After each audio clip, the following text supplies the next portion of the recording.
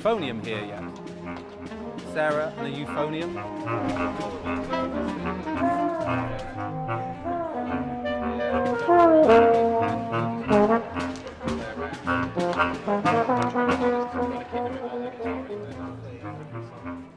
No other brass?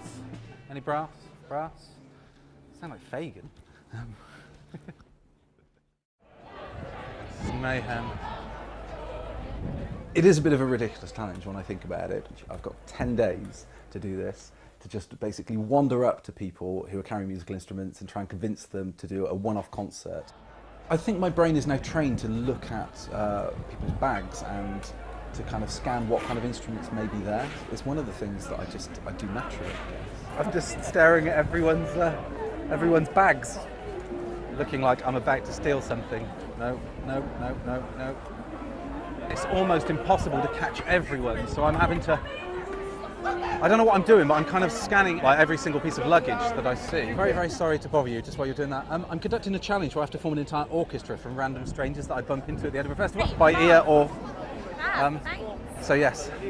The responses are pretty good on the whole. I mean, the bad ones are what you would expect. You're approaching a random stranger in the street, so of course there are going to be times looking like this that as I approach them, they probably think I'm about to ask for money. What were you looking for again? I'm still looking for trumpet, oboe, what else? Trumpet, oboe, viola and cello. I wanted to recruit people who were really kind, non-judgmental souls. So the idea really was that if I approach them and they take the time to talk to me when I look like this, then the ones that actually listen and are interested are the ones that actually want in the orchestra.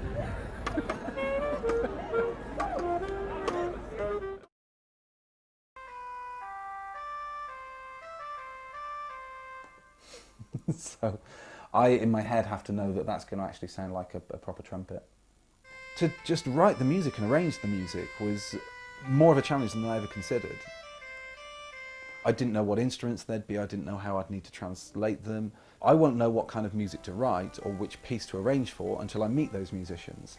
So I have to meet them, work out whether they're interested, and then score the music.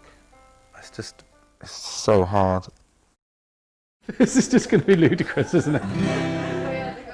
Should we just do it? Yes. Give it a go. 6. This kind of challenge is so difficult to plan in advance. One of the big challenges that we had was finding rehearsal space. So until you find the musicians, you don't know what day they'll be free, and then you don't know what day you'll be able to put the rehearsal on. And being up here where there's so much happening, it's just very, very difficult.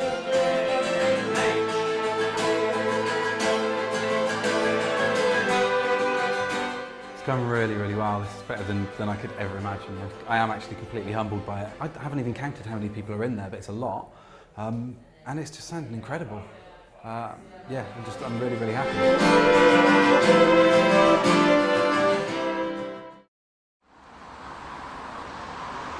I kind of like the idea of trying to do something in a really short space of time and just create what I guess is essentially a piece of pop-up art.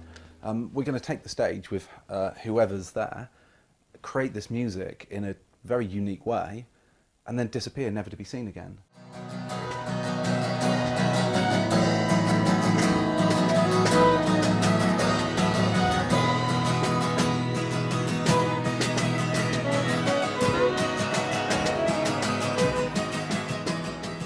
I think in general life is just like a series of moments that we have and a series of memories.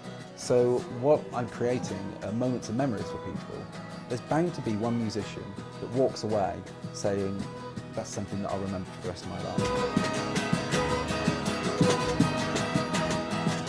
I was really inspired. I was surprised getting people together to collaborate on something just for the pure enjoyment of it, or the pure generosity of offering this gift of music is really amazing, and he went through a lot to make that happen.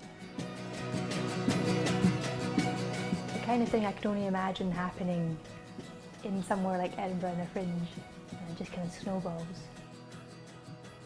No one knew anyone else, you know, with the one common bond, and that was music. See her. It's see her. It's see her.